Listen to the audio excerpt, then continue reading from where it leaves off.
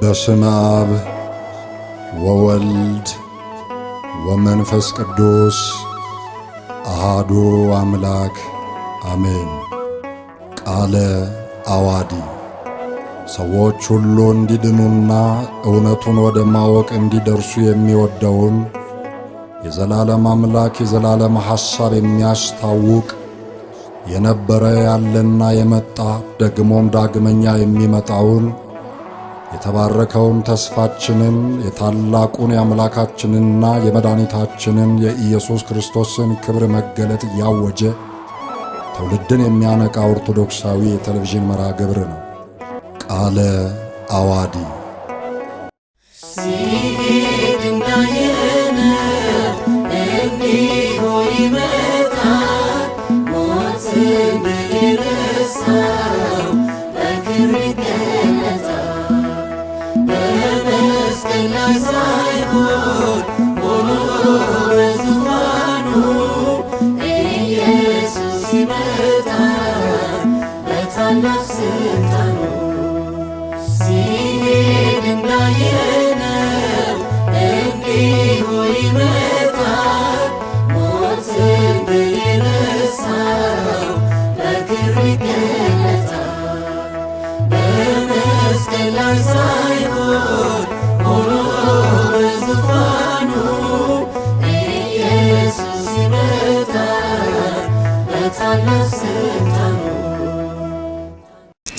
በስመ አብ ወወልድ ወመንፈስ ቅዱስ አሐዱ አምላክ አሜን።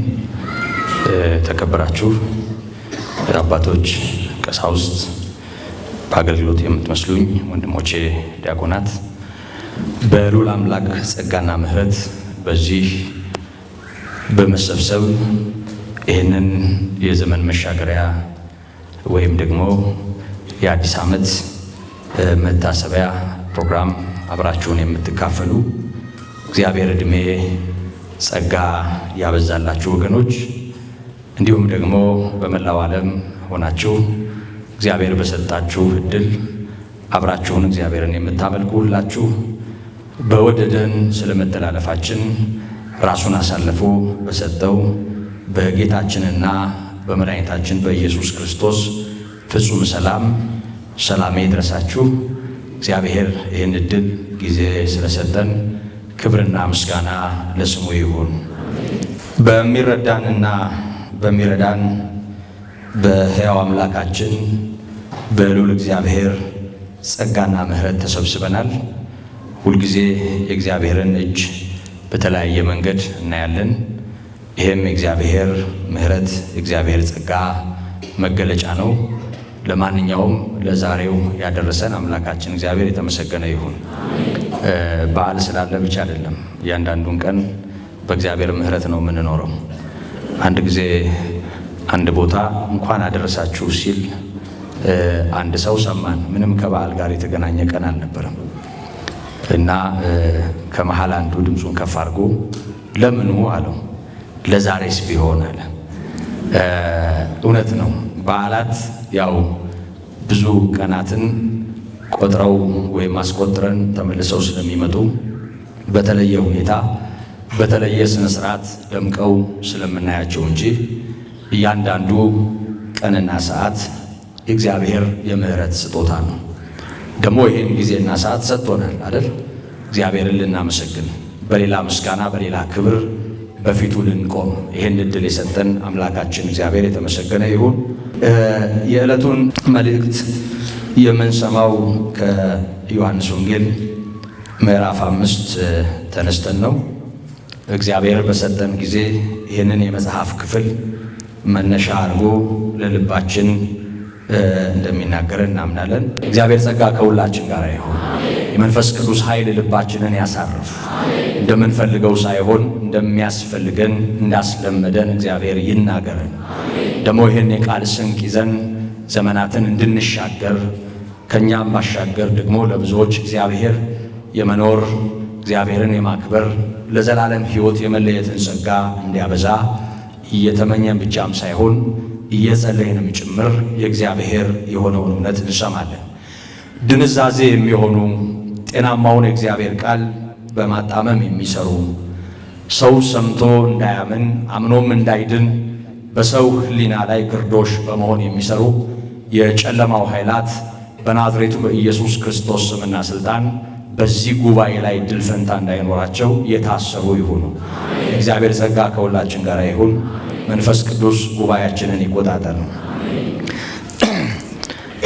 ዮሐንስ ወንጌል ምዕራፍ 5 ከቁጥር 1 ጀምሮ እግዚአብሔር ቢፈቅድ እስከ ቁጥር 29 ያለውን የመጽሐፍ ክፍል አንድ ላይ ሰብሰብ አድርገን እናየዋለን። እግዚአብሔር በዚህ ቃል በረከት ወደ ልባችን እንዲመጣ ይህንን ሕያው ቃል በሚረባን በሚጠቅመን መንገድ በልባችን እንዲያትም አሁንም የእግዚአብሔር መልካም ፈቃድ ይሁን። የመጀመሪያውን አንቀጽ በመጀመሪያ አነበዋለሁ። እንደዚህ ይላል። ከዚህም በኋላ የአይሁድ በዓል ነበር። ኢየሱስም ወደ ኢየሩሳሌም መጣ። በኢየሩሳሌምም በበጎች በር አጠገብ በዕብራይስጥ ቤተሳይዳ የምትባል አንዲት መጠመቂያ ነበረች።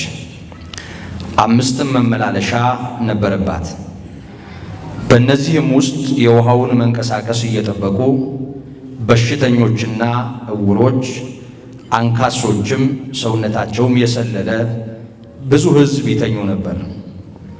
አንዳንድ ጊዜ የጌታ መልአክ ወደ መጠመቂያይቱ ወርዶ ውሃውን ያናውጥ ነበርና እንግዲህ ከውሃው መናወጥ በኋላ በመጀመሪያ የገባ ከማናቸውም ካለበት ደዌ ጤናማ ይሆን ነበር። በዚያም ከ38 ዓመት ጀምሮ የታመመ አንድ ሰው ነበር።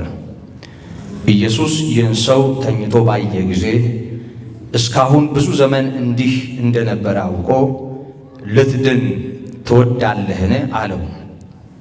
ድዌውም ጌታ ሆይ ውሃው በተናወጠ ጊዜ በመጠመቂያይቱ ውስጥ የሚያኖረኝ ሰው የለኝም፣ ነገር ግን እኔ ስመጣ ሳለሁ ሌላው ቀድሞኝ ይወርዳል ብሎ መለሰለት።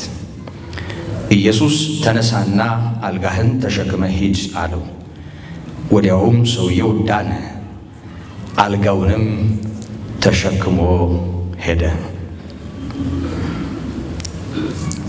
ስለ ቃሉ እግዚአብሔር የተመሰገነ ይሁን። ብዙ ርዕሶች ናቸው ይህንን የመጽሐፍ ክፍል ማዕከል አድርገው በልቤ የሚመላለሱ። ዛሬ ርዕስ ሳልሰጥ ነው መልእክቴን የምጀምረው። በዚህ ሙሉ የመጽሐፍ ሐሳብ ውስጥ ያለውን እውነት አብረን እናያለን።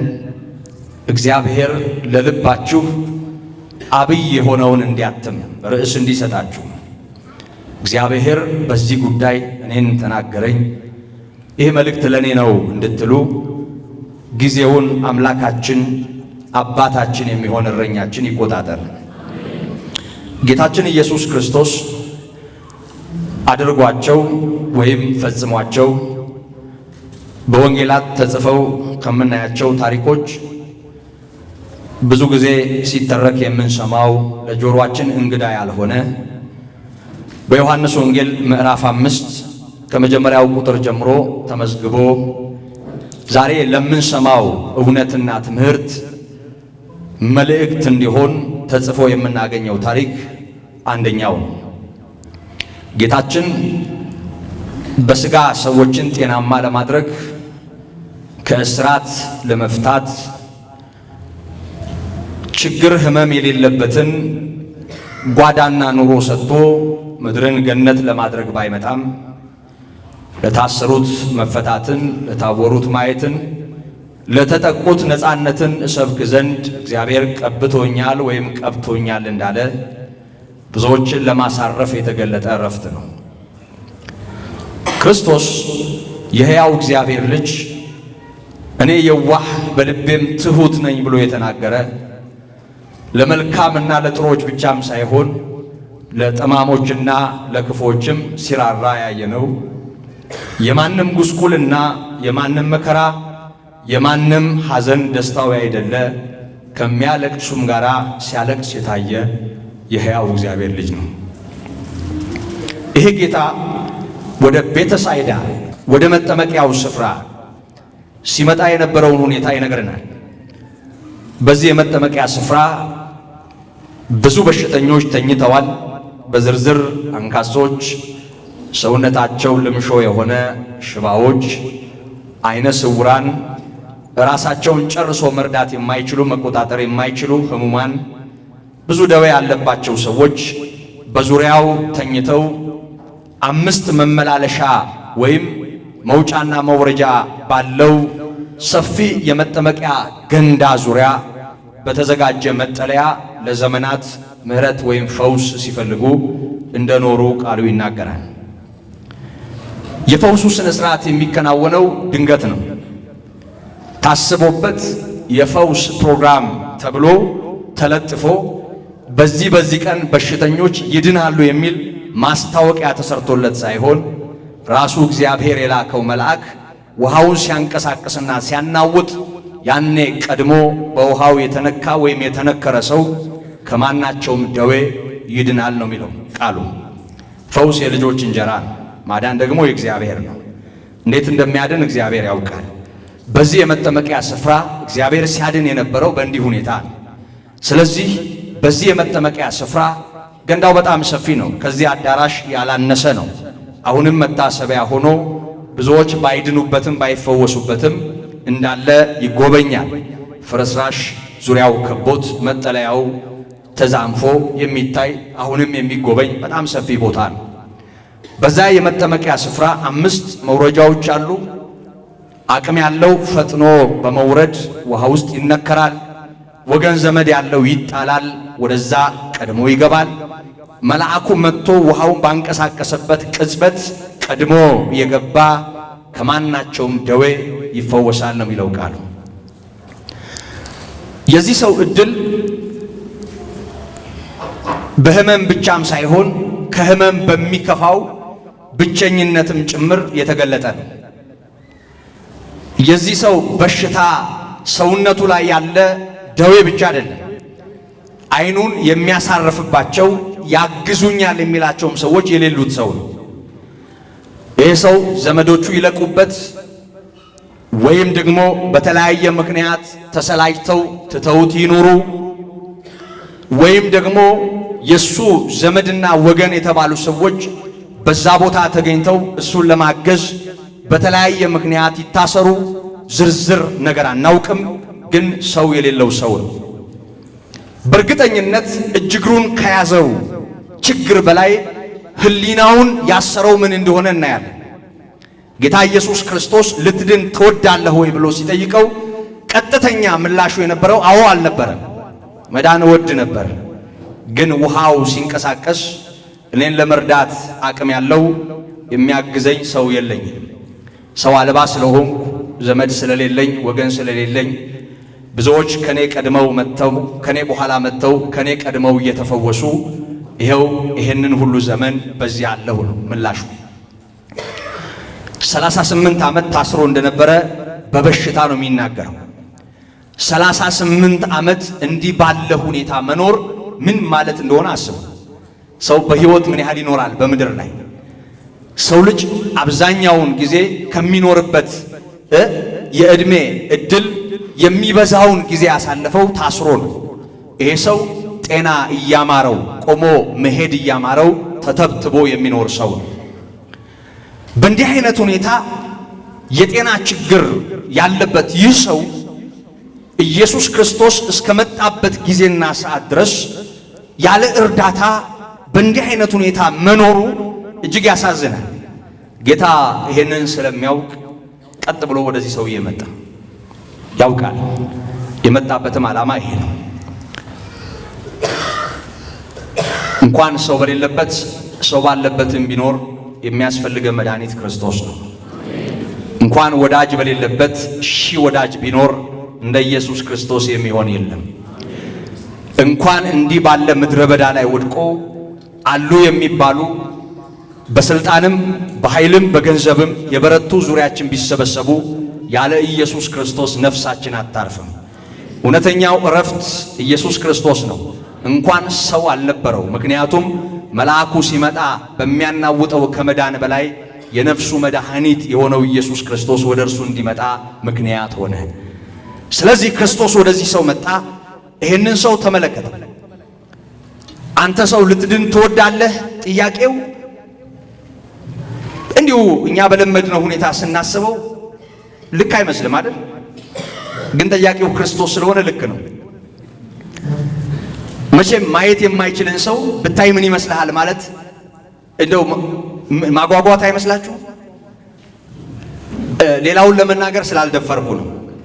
ማላገጥ አይመስላችሁም እንዳልል አማርኛው ቅድም እህቴ እንዳለችው የማይመጥን ሆነብኝ። ለኢየሱስ ክርስቶስ ምን ማለት ነው? በምንድን ነው የምትገልጡት? አላውቅም። እናንተ ቃል ፈልጉለት። ግን ዝም ብላችሁ ስታዩት አንተ ሰው መዳን ትፈልጋለህ?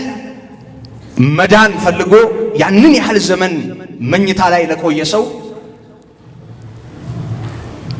የሚጠየቅ አይመስልም። በጣም እንደራበው የምናውቀውን ሰው ምን ይመስልሃል ትበላለህ ብትሉት ቁልፍ የሚል ይመስለኛል። ውስጡ በጣም የሚያዝን ይመስለኛል። የሆነ ሆኖ ይሄንን ያለው ጌታ ነው። በዚህም ንግግር ውስጥ የምናስተውለው ነገር አለ። ሰው የእግዚአብሔር የሆነውን ምሕረትና ይቅርታ ፈውስ ለማግኘት በተለይ ከእንዲህ አይነት ችግር ጋር በተያያዙ እስራቶች ውስጥ ለሚኖሩ ሰዎች መጽሐፍ ቅዱሳችን የሚያሳየን ሶስት አይነት ሁኔታዎች እንዳሉ መጽሐፉ ያረጋግጥልናል። አንደኛው እርዳታ የሚያስፈልገው ሰው እርዳታ ከእግዚአብሔር ለማግኘት ያለው እምነትና ተነሳሽነት ነው። አንዳንዱ ሰው ችግሩ የተስማማው ነው የሚመስለው። አንዳንዱ ሰው ችግር እንዳለበትም ላይረዳ ይችላል። አንዳንዱ ሰው ችግር አለበት፣ ከችግሩ ማምለጥ ይፈልጋል። ማምለጫው ግን አስመላጩ ላይሆን ይችላል። ሰዎች በተለያየ መንገድ እርዳታ ይፈልጋሉ። በነፍስም በስጋም ከሚያሳርፈው ጌታ ላይቀበሉ ይችላል። አንዳንድ ሰዎች ምን ችግር አለው ሰው ጠንቋይስ ቤት ቢሆን ይሄደለ ይላሉ። ስለዚህ ጠንቋይም ቤት ለፈውስ ከተሄደ፣ ደብተራ ጋራ ለገበያና ለንግድ ከተሄደ፣ ደጋሚን ለተለያየ ጥቅም ማስደገም ከተቻለ ምንም ችግር የለውም። እንዲህ አይነቱ የዛን ያህል ላይከፋ ይችላል ብሎ ያስባል። ስለዚህ ሰው በትክክለኛው መንገድ የእግዚአብሔርን እርዳታ ማግኘት አለብኝ፣ ከዚያ ውጭ ግን በሞትም እኔ የእግዚአብሔር ነኝ የሚል እምነት ላይኖረው ይችላል። ግን እግዚአብሔርን ተስፋ ከሚያደርጉ ከልጆቹ የሚጠብቀው እውነት ነው። ይሄ ታስታውሳላችሁ። ኢዮብን ቢገድለኝም እንኳ እሱን እጠብቃለሁ አለ። እንኳን መቁሰል፣ እንኳን ባፈከፈከ ሰውነት መኖር፣ እንኳን ልጆቼን ማጣት፣ ሀብትና ንብረቴን መነጠቅ፣ አሁን ባለበት ሁኔታ ብዙ ነገር መተው አይደለም። ቢገድለኝም እንኳ እሱን እጠብቃለሁ፣ ምክንያቱም በሕይወት እንድኖር የፈቀደልኝ እሱ ነውና። ይሄ በእግዚአብሔር ላይ ካለ መታመን የሚወጣ ምስክርነት ነው። ከእግዚአብሔር የሆነውን ለመቀበል ከተዘጋጀ ሕሊና የሚሰማ የእምነት ቃል። ጥቅም ይኑረው እንጂ በየትኛውም አቅጣጫ ጥቅም ይምጣ አይልም ክርስቲያን። እኔ ልጎብኝ እንጂ በየትኛውም መንገድ ልጎብኝ አይልም ክርስቲያን። ሰይጣንም ይጠራ፣ አውሊያን ቤት ይካሄድ፣ ይደገምም ይተብተብም፣ ከሌሎች ከክርስቶስ ውጪ ከሆኑ መንገዶች ብቻ ይሁን መድኃኒት አይልም። እግዚአብሔርን የሚያውቅ ሰው እግዚአብሔርን የሚያውቅ ሰው ቢሞት ይሻለዋል ያለ ኢየሱስ ክርስቶስ ከመጎብኘት። ትሰማላችሁ ወገኖቼ? እግዚአብሔር ለሕይወታችን ነው ልጁን የሰጠው፣ ለነፍሳችን ነው ክርስቶስን የከፈለው። ኢየሱስ ክርስቶስ ደሙን ያፈሰሰው ለዘላለም ሕይወት ነው፣ ለማይጠፋው ርስት ነው። ይሄንን አተን በሁለት እግራችን ከምንቦርቅ ያለ ኢየሱስ ክርስቶስ እየባዘንን ከምንኖር ከክርስቶስ ጋር የሆነውን ሆነን ዘመናት ቢያልቁ ይሻለናል። ምክንያቱም የማይደመደም መከራ በምድር ላይ የለም፣ ያበቃል አንድ ቀን። ስለዚህ እርዳታ የሚያስፈልገው ሰው እምነት የመጀመሪያውን ስፍራ ይይዛል። ጌታችን ኢየሱስ ክርስቶስ በማቴዎስ ወንጌል ምዕራፍ 9 ቁጥር 27 እና 29 ላይ የእግዚአብሔርን እርዳታ የሚፈልጉ ሰዎች የልብ አቋም ለስራው እንዴት እገዛ እንደሚያደርጉ ሲናገር እናያለን። በደንብ አድርጋችሁ ስሙ። ኢየሱስም ከዚያ ሲያልፍ ሁለት ዕውሮች የዳዊት ልጅ ሆይ ማረን ብለው እየጮሁ ተከተሉት ይላል። ወደ ቤትም በገባ ጊዜ ዕውሮቹ ወደ እርሱ ቀረቡ። ቅድም ካየነው ሰው ይለያል። ቅድም ሕፃናቱ በተውኔት መልክ ካሰሙት ሰው በጣም ይለያል። እየጮሁ እንግዲህ ተከተሉት ነው የሚለው። እየተደናበሩ ብዙ ሰዎች ኢየሱስ ክርስቶስን ተከትለውት ሲሄዱ ከኋላ እየተከተሉ መጡ። ኢየሱስ ክርስቶስ ገባ ወደ ሆነ ቤት፣ ተከትለው ዘው ብለው ገቡ። ይህንን ኢየሱስም ይላል ወደ እርሱ በቀረቡ ኢየሱስም ይህንን ማድረግ እንድችል ታምናላችሁን አላቸው። በጣም ይገርማል ይሄ ቃል። ይህንን ማድረግ እንድችል ታምናላችሁ ወይ? አድነን ነው አይደል ጥያቄው? እኔ እንዳድናችሁ ታምናላችሁ ወይ? ቅድመ ሁኔታው እምነት ነው። አሁን ጌታ ሆይ አሉት። በዚያን ጊዜ እንደ እምነታችሁ ይሁንላችሁ ብሎ ዓይኖቻቸውን ዳሰሰ፣ ዓይኖቻቸውም ተከፈቱ። ኢየሱስም ማንም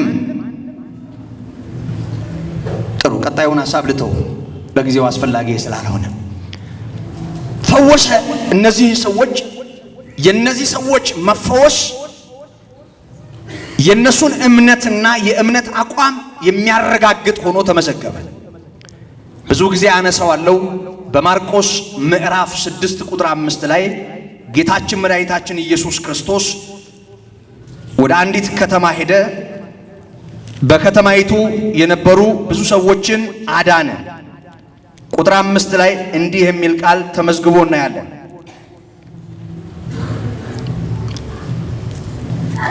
ምዕራፍ 6 ቁጥር 5 ላይ እንዲህ ይላል፣ በዚያም ከጥቂቶች ድዌዎች ላይ እጁን ጭኖ ከመፈወስ በቀር ተአምር ሊያደርግ ምንም አልቻለም።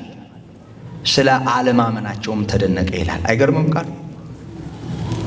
እጁን ጫነ፣ ጥቂቶችን ፈወሰ። እጁንም ጭኖ ደግሞ ያልተፈወሱ አሉ እና ምንም ሊያደርግ አልቻለም ይለዋል። ሁሉን የሚችለውን ጌታ በዚህ በጣም ተገረመ ይላል።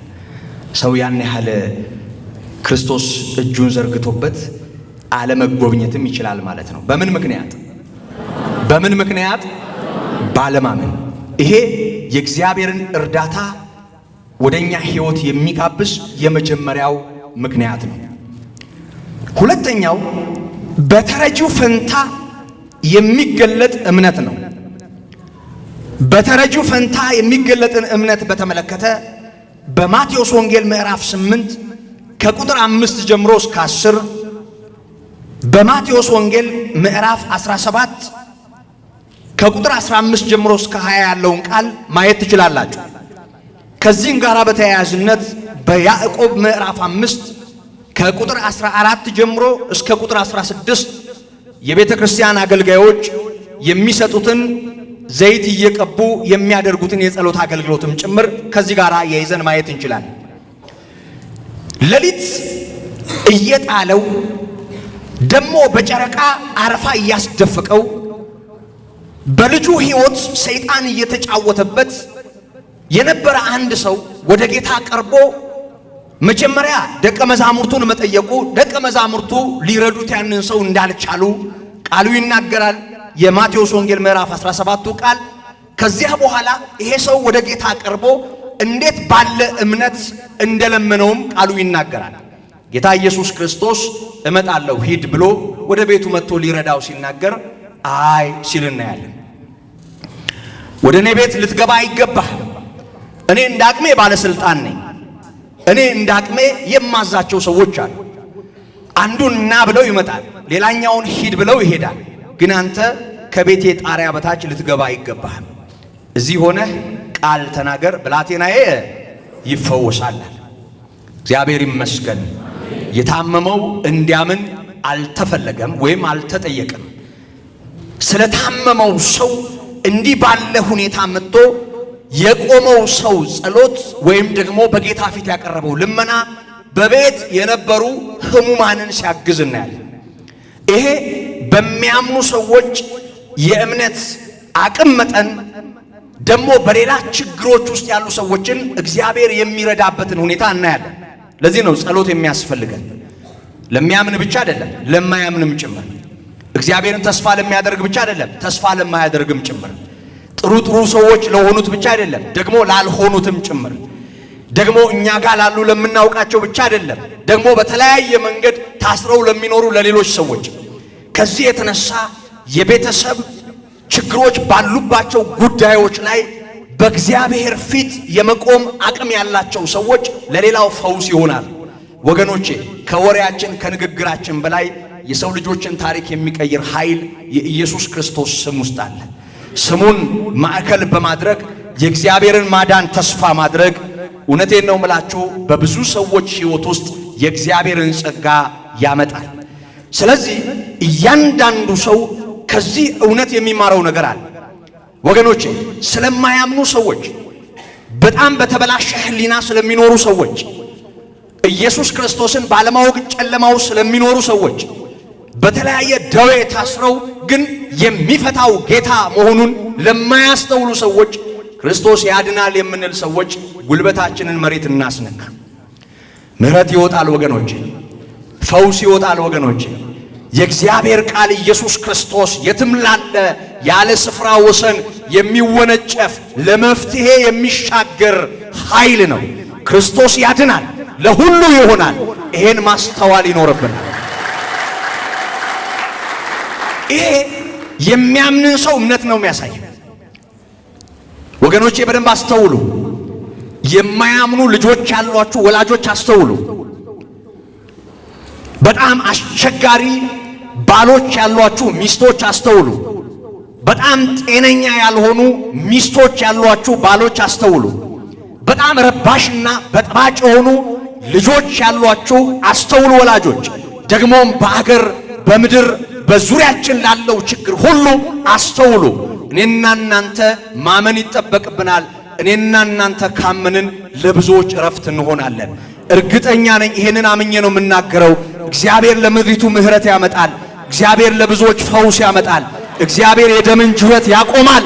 ይችላል። እግዚአብሔር ስለሚችል ከሚችለው ጋር አብሮ መቆም ያስፈልጋል። መፍትሄ ከሚሆነው ጋር በእምነት መቆም ያስፈልጋል። ስለማያምኑ ብዙ ችግር ስላለባቸው ሰዎች እንደ ከሳሽ እንዲህ ናቸው እያሉ ስለ ብዙዎች ድካም ብዙ ከመናገር ይልቅ ስለማያስተውሉ ጨለማው ስለሚኖሩ ሰዎች በጌታ ፊት መንበርከክ ወገኖቼ ለሚያስተውል ሰው በረከት ነው። አስተውሉ። ይሄ ሁለተኛው ነገር ነው። ሌላው ከፈውስ ጋር ለተያያዘው እግዚአብሔር ለቤተ ክርስቲያን ልዩ ልዩ ጸጋን ይሰጣል። ለጉባኤ ልዩ ልዩ ጸጋን ይሰጣል። በአንደኛ ቆሮንቶስ ምዕራፍ 12 ቁጥር 9 ላይ እንደምናነበው የፈውስ ሀብት ወይም ደግሞ ጸጋ እግዚአብሔር ባፈሰሰው በሕያው እግዚአብሔር መንፈስ ኃይል በቤተ ክርስቲያን ዙሪያ ወይም በሚያምኑ ሰዎች ዙሪያ ሰዎችን ለማሳረፍ እግዚአብሔር የሚሰጠው ኃይል መኖሩን ያሳያል። በአንዱ መንፈስ ደግሞ ለሌሎች መፈወስን ይሰጣል ይላል። የፈውስ ስጦታ በሚያምን አገልጋይ በኩል አልፎ ደግሞ ለማያምንና የተለያየ እርዳታ ለሚያስፈልገው ችግረኛ የሚሆን የእግዚአብሔር ጸጋ እንዳለ ያሳየናል። እምነት በእነዚህ በሶስት መንገዶች የእግዚአብሔርን ምሕረትና ጸጋ ወደኛ ሕይወት ያመጣል። ግን ወደዚህ አሁን ወደ ተነሳውበት የመነሻ ታሪክ ስመጣ ጌታ ኢየሱስ ከመጣ በኋላ ጠየቀው፣ ችግሩን ተናገረ። ታምናለህ ሆይ አላለው። ሌላ ቦታ ያለውን አላለው። ቃል አወጣና ቀለል አድርጎ ክርስቶስ አይደል ትግል አያስፈልገውም አይደል? አዎ ከሰይጣን ጋር መታገል አያስፈልገው። ሰይጣን ከያዘው ጋር መታገል አያስፈልገውም። ክርስቶስ ነው። መዳን ትወዳለህ ላለው ለዚህ ሰው እሺ ታምናለህ ብሎ ሳይጠይቅ ቃል አወጣ። አልጋህን ተሸከም አለው። የጌታ ምሕረት አገዘው። ይህ ሰው ወገኖቼ አልጋ ተሸክሞ ከሄደበት ታሪክ ጋር በተያያዘ ታሪኩ የሚያስተምር አይደለም። እኔ በዚህ ሰው ፈውስ ውስጥ የማስተውለው የጌታችን የኢየሱስ ክርስቶስን ምሕረትና ይቅርታ ነው። ይሄ ሰው እግሩ እንደተያዘ ነው አይደል የምናውቀው?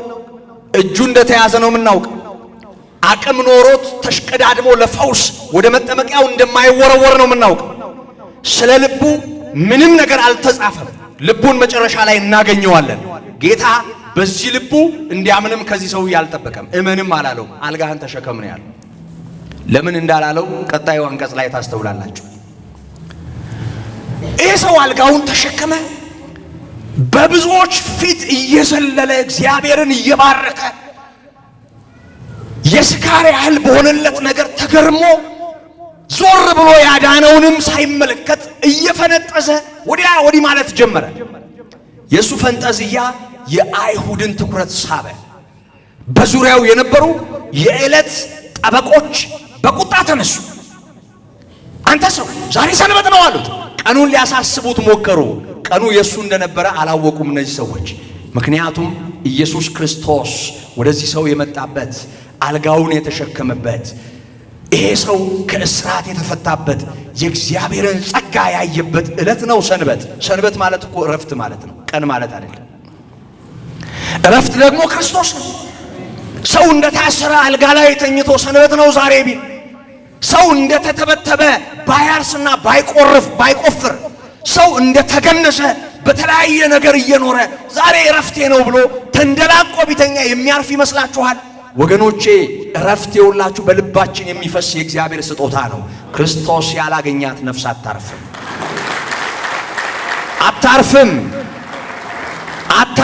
ከምትፈልጉት ቀን በላይ ክርስቶስን ፈልጉት። አንዳንድ ሰዎች መቼ ይሆን የማርፈው ይላሉ። ከቀን ጋር እረፍታቸውን ያያይዛል። አንዳንድ ሰዎች ብዙ ነገር ጥለው እርፍ የሚሉባትን ቀን ይጠብቃሉ። የሞታቸውንም ቀን የሚናፍቁ አሉ። ሞቼ ባረፍኩ የሚሉ ሰዎች አሉ። ከሞት በኋላ እረፍትስ እንዳለ ማን ነገራቸው? ከሞትስ በኋላ ሌላ ሞት ይኑር አይኑር እንዴት አላስተዋሉ? ከሞትስ በኋላ የት እንደሚገቡ አስበውበታል ወይ? ሞትን እንደ አማራጭ የእረፍት አማራጭ የሚቆጥሩ ሰዎች፣ ብዙ ሰዎች ስለ እረፍት ያላቸው ግንዛቤ የተበለሻሸና የተዛባ ነው። ወገኖቼ ክርስቶስ ጋር ባረፍንበት ሰዓት እየሮጥንም እናርፋለን፣ እንቅልፋተንም እናርፋለን፣ ተርበንም እንጠግባለን፣ አዝነንም እንጽናናለን። በዙሪያችን ሁከት ቢኖር እናርፋለን። ኢየሱስ ክርስቶስ እረፍት ከሆነልን እረፍት ነው በየትም ሁኔታ። ሰው እረፍትን በዙሪያው ካለው ነገር ጋር ያያይዘዋል። እረፍት ክርስቶስ እንደሆነ ብዙ ሰው ተደጋግሞ ሲነገር ሰምቷል። ግን ወደ ልቡ አምጥቶ ያረፈ ምን ያህሉ ነው አላውቅም። ብዙ ሰዎች ያለ እረፍት ነው የሚያርፉት። ያለ ህሊና እረፍት፣ ያለ መንፈስ እረፍት፣ ያለ ነፍስ እረፍት ተንጋለው መተኛታቸውን እንደ እረፍት ይቆጥራሉ። ለማንኛውም ዛሬ ሰንበት ነው የሚሉ ሰዎች መጥተው ይህን ሰው አስጨነቁት። አልጋህን ልትሸከም አይገባህም አሉት። እንደ ጀግና የተናገረው ነገር የስብከት ርዕስ ሆኖ ሰምታችሁታል አይደል? ያዳነኝ እሱ አልጋህን ተሸከምና ሂድ አለኝ። ይሄ ንግግሩ ደስ ይላል። እናንተ አላዳናችሁኝም፣ አልጠቀማችሁኝም። እንደው የቀን ጠበቃ ሆናችሁ የህሙም ጠበቃ እንኳን መሆን የማትችሉ ወደ እኔም ህይወት አልመጣችሁም፣ አንድም ቀን አላገዛችሁኝም። ይህን ያህል ዘመን ተጣብቄ ስኖር በቃ ያረጋችሁልኝ ነገር የለም። ግን የማላውቀው እሱ አድኖኛል። ያዳነኝ ደግሞ ተሸከም ብሎኛል። እሱ ያለኝን ነው መሆነው። ያዳነኝ ያለኝን አዎንታዊ በሆነ መንገድ ይሄን ማስተዋል ያስፈልጋል። ያዳነን ምን አለን ወገኖች? የተሰቀለልን ምን አለን? ሕይወቱን የከፈለልን ምን አለን? ቃል ያወጣው ቃል ምን አለ? ከአርያም ወደኛ ለእረፍት የመጣው ጌታ ምን አለ በሕይወታችን? ቅድም እንደተባለው ሰዎች፣ አካባቢ፣ ታላላቅ ሰዎች፣ ኃያላን፣ በዚያም በዚህም የቆሙ ሰዎች እንዲህ ተባለ፣ እንዲያ ተባለ፣ እንደዚያ ተባለ ብዙዎች ይላሉ። ኢየሱስ ክርስቶስ እውነተኛው እረፍትና ሕይወት፣ እውነተኛው ጸጥታ ምን አለ? ያዳነኝ አልጋህን ተሸከምና ሂድ አለኝ። ትበልጣላችሁ እናንተ ካዳነኝ ነው ሐሳቡ። ልክ ናቸው። እነሱ እንደ ራሳቸው ይበልጣሉ፣ በእድሜ ሊበልጡትም ይችላሉ። ፈሪሳውያን ናቸው፣ የቤተ መቅደሱ አገልጋዮች ናቸው። ለሰው ሕይወት አይሆኑም፣ ለሰው ግን ሸክም ይሆናሉ። ለሰው መፍትሄ አይሆኑም፣ በሰው ላይ ግን ቀንበር ይጭናሉ። ለሰው መጽናናት አይሆኑም፣ በሰው ላይ ግን ሕግ ያወጣሉ። ለሰው እንባ መታበስ እችን ታህል ፋይዳ የላቸውም። በሰዎች ሳቅ ጣልቃ ይገባል። ለሰዎች እግዚአብሔርን ማምለክ የሚያደርጉት አስተዋጽኦ የለም። ሰዎች ከጌታ ጋር ሲጣበቁ አቃቂር ያወጣል። እነዚህ ቆመዋል ፊት ለፊት። ያዳነኝ አልጋህን ተሸከምና ሂድ አለኝ አላቸው። እነዚህ ሰዎች እዚህ ጋር ቢያቆሙ ጥሩ ነበር። ይኸውላችሁ ተንኮለኞች ስለሆኑ ትኩር ብለው አዩትና ንግግሩን ተከትለው ያዳነህ ማን ነው አሉት። አልጋህን ተሸከምና ሂድ ያለ ማን ነው አሉት። የሚያሳዝነው ቁጥር 13 ላይ ኢየሱስ ክርስቶስ ከዚያ ስፍራ ማነው በዚያ ስፍራ ብዙ ሕዝብ ስለነበሩ ኢየሱስ ፈቀቅ ብሎ ነበርና የተፈወሰው ሰው ማን እንደሆነ አላወቀም ይላል። አያሳዝንም? ድኗል፣ ግን ያዳነውን አላወቀም። ማን እንደሆነ በጭራሽ ምን ቸገረው? እሱ የሚፈልገው ፈውስ ነው፣ አግኝቷል። ቅድም እንዳልኩት ከየትም ይምጣ ፈውስ ሆኖለታል። ዝም ብሎ በተውላጥ ያዳነኝ እሱ ብሎ ነው የሚመልሰው። ኢየሱስ የማለት አቅም ገና አላገኘም። ምክንያቱም ኢየሱስ ክርስቶስ እንዳዳነው አላወቀም። ግን እንደ ከሳሾቹ ሰውየው ሲሉ እንደሰማነው እሱም ያዳነኝ ያ ሰው ነው ያለው። ያ ሰው ማን ነው? እሱ ይኸውላችሁ ቀጥታ በስሙ መጠራት አለበት ክርስቶስ። ቀጥታ እንዲሁ ዝም ብሎ በተውላጥ ስሙን ማዕከል ሳናደርግ ፈጣሪ ልንጠራ እንችላለን። ከዚህ በፊት ብያችሁ ከሆነ አላውቅም። አንድ ጊዜ አንድ ሰው አስተማረኝ። ባስ ውስጥ ነው፣ በጣም የቆየ ታሪክ። ባስ ውስጥ ነው እና ለአንድ አረጋዊ ትልቅ እናት ለአንድ ህጠና ላሉ እናት ወንበር ለቀቀ አንድ ወጣት። ከዛ እሳቸው ተቀምጠው በጣም የሚያስቀና ምርቃት መረቁት። ያስቀና ነበር ምርቃቱ፣ ይችላሉ በደንብ መረቁት። ልጁ ግን ኮስተር እንዳለ እንዲህ ብረቱን ይዞ ጸጥ ብሎ ቆሟል። እና የአባቴ አምላክ ይባርክህ፣ እድሜህን ያርዝመው፣ የማታ እንጀራ ይጣፍጥ እያሉ ይመርቁታል። አሁንም ምንም ከንፈሩ አይንቀሳቀስም። በጣም ገረመኝ። እና ቀድመው መውረጃቸው ደረሰና ጥራው አሉና እንደገና አጠገቤ ስለነበረ ነካሁት።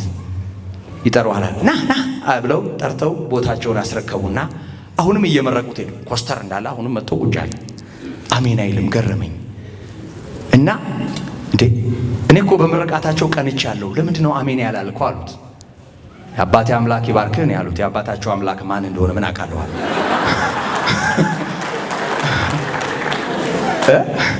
ማን እንደሆነ ምን አውቃለሁ? አዳለሞቲም ሊሆን ይችላል፣ ወሰንጋላም ሊሆን ይችላል፣ ሰይፉ ጨንገር ሊሆን ይችላል። አራት አጨብጭብ ቆይ ያለ ሰፈሩ ዝም ብላችሁ ስሙ።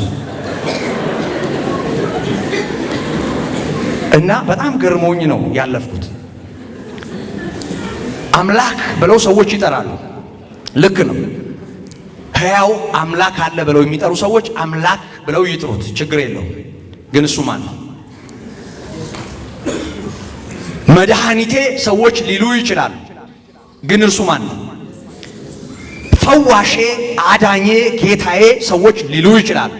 ወገኖቼ በስም ይጠራ፣ በስም ይታወቅ። ስሙ መድኃኒት ነው። ኢየሱስ ትለዋለህ፣ ሕዝብን ሁሉ ከኃጢአታቸው ያድናቸዋል። ኢየሱስ የሕያው እግዚአብሔር ልጅ ተስፋ ለሚያደርገው ለሚታመንበት ለሚጠራው መድኃኒት ነው። ይኸውላችሁ ዝም ብለን ሱስ ሆኖብናል የምንጠራው። የጌታን ስም የሚጠራ ይድናል ተብሎ ተጽፏል። ይህን ያለው ቃሉ ዝም ብለን አይደለም የምንጠራው፣ መድኃኒት ስለሆነ ነው። ማምለጫ ስለሆነ ነው። እረፍትና ፈውስ ስለሆነ ነው። እንደኔና እንደናንተ ስም አይደለም። አበባ አሰግድ እከሌ እንደማለት አይደለም። ኢየሱስ የሚለው ስም መጠሪያ ብቻ አይደለም፣ ፈውስ ነው፣ መድኃኒት ነው። ሲያድን አይተነው። እንደኛ አይነቱን አመፀኛ፣ እንደኛ አይነቱን ክፉ፣ እንደኛ አይነቱን ኃጢአተኛ፣ እንደኛ አይነቱን ደካማ የእግዚአብሔር ያደረገ ስም፣ ከሞት ያስመለጠ ስም፣ የኃጢአትን ኃይል ከትከሻችን ያወረደ ስም፣ ከእግዚአብሔር ጋር የታረቅንበት ስም፣ ሰይጣን ከትከሻችን የወረደበት ስም ነው። ስሙ መድኃኒት። በተውላጥ አይጠራም። ያ ሰው አይባልም፣ ሰውየው ብቻ አይባልም። ኢየሱስ ክርስቶስ የሕያው እግዚአብሔር ልጅ የነፍሳችን መድኃኒት በስሙ መጠራት አለበት።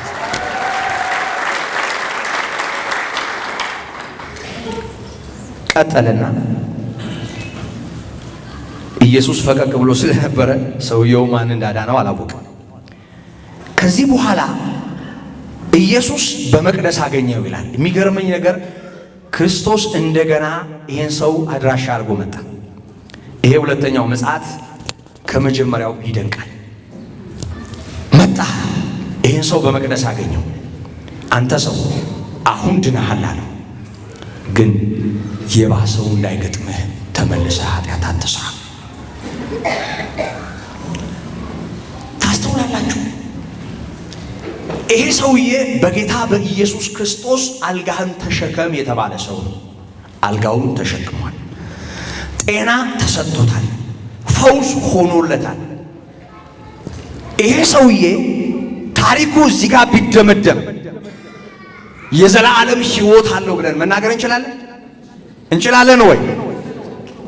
ጊዜያዊ እግር አለው ማለት እንችላለን።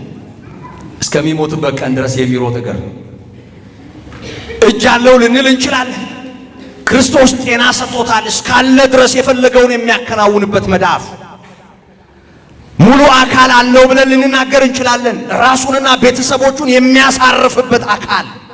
እነዚህ ነገሮች እንዳሉት መናገር እንችላለን። ነገር ግን የዘላለም ሕይወት እንዳለው አፋችንን ሞልተን መናገር አንችልም። የዚህን ሰው ልብ እዩት። ከዚህ በኋላ ጌታ መጣና አንተ ሰው አሁን ድነሃል፣ ግን የባሰው እንዳይገጥምህ። 38 ዓመት አልጋ ላይ ከመተኛትም የባሳለ ማለት ነው። እናንተ እየሰማችሁ ነው? ትሰማላችሁ? በሕይወት ዘመን ችግራችሁ የምታጉረመርሙ ትሰማላችሁ? በዓለም ላይ ያለው ብዙ ነገር የሚያስጨንቃችሁ ትሰማላችሁ? ትሰማላችሁ? በሥጋ በሚደረገው ፈውስና ደህንነት ዙሪያ እንዲህም እንዲያም የምትሉ ሰዎች ትሰማላችሁ? ይሄ የጊዜው ነው ወገኖቼ። 38 ዓመት ከመታመም በላይ የሆነ ሌላ ህመም አለ። ሌላ ህመም አለ። በፈውስ የማንገላገለው ህመም፣ በይግባኝ የማናስተካክለው ሌላ ፍርድና ጥፋት አለ። ሌላ ጨለማ አለ። እንደ ጨለማ አስባችሁ ሊሆን ይችላል። በሕይወታችሁ ብዙ አስቸጋሪ ነገር እንዳለ ተሰምቷችሁ ሊሆን ይችላል። አሁን ካላችሁበት ችግር የተነሳ ከዚህ በላይ ምን ይመጣል ብላችሁ ሊሆን ይችላል። ይመጣል፣ ከዚህ በላይ ይመጣል። 10 ልጆችን ከማጣት በላይ ያለ ችግር አለ። ከራስ ፀጉር እስከ እግር ጥፍር ድረስ ከማፈክፈክ በላይ የሆነ ችግር አለ። ከሽባነት በላይ፣ ከጎባጣነት በላይ፣ ማየት ካለመቻል በላይ፣ ከመገደል በላይ፣ ከነዚህ ሁሉ ነገሮች በላይ የሆነ ሞት አለ። ጌታ ኢየሱስ ክርስቶስ ወደዚህ ዓለም የመጣው ይህን ሰውዬ አዘልሎ በዛ ሁኔታ እግር ያለው ሆኖት ያ ሰውዬ አድኖኛል እያለ እየቀለደ ኖሮ የምሩን እንዲሞት አይደለም። ኢየሱስ ክርስቶስ ሕይወት ሆኖ ነው የመጣው። ለዚህ ነው ፈልጎ እንደገና ያገኘ። አንተ ሰው አሁን ድነሃል፣ ግን የባሰው እንዳይገጥምህ ኃጢአትን አትስራ ካለው በኋላ ሰውየው ይኸውላችሁ ይሄንን እንደሰማ በጣም የሚገርመኝ ነገር ሰውየው ሄዶ ያዳነው ኢየሱስ እንደሆነ ለአይሁድ ተናገረ ይላል። ምን እንዲያደርጉት ነው? እንዲባርኩት ነው? ምን እንዲያነክሱት? በቃ እኔን ያዳነኝ እሱ ነውና በቃ ጥሩና ባካችሁ ቦታ ስጡልኝ ነው ሐሳቡ። አያችሁ፣ ጌታ ደግሞ ያገኘው ያለ ምክንያት አይደለም።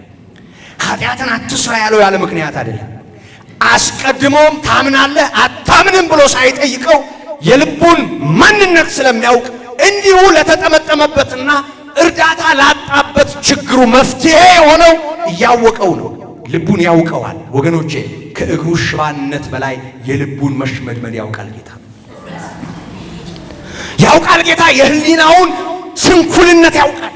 በልቡ ያለውን ነገር ያውቃል። በጣም የሚያሳዝን አልጋ ላይ ተኝቶ 38 ሰው አጥቶ የሚኖር ችግረኛ ብለን ልንሰብክለት እንችላለን፣ ልናዳምቅለት እንችላለን። ሰው ያሳጣው አመሉስ ቢሆን ማን ያውቃል?